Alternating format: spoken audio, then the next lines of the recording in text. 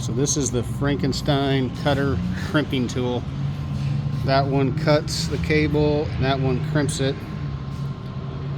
It's built with one of these probably Chinese hydraulic cylinders.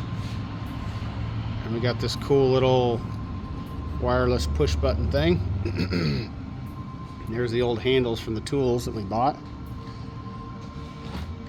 And hopefully this will make life easy.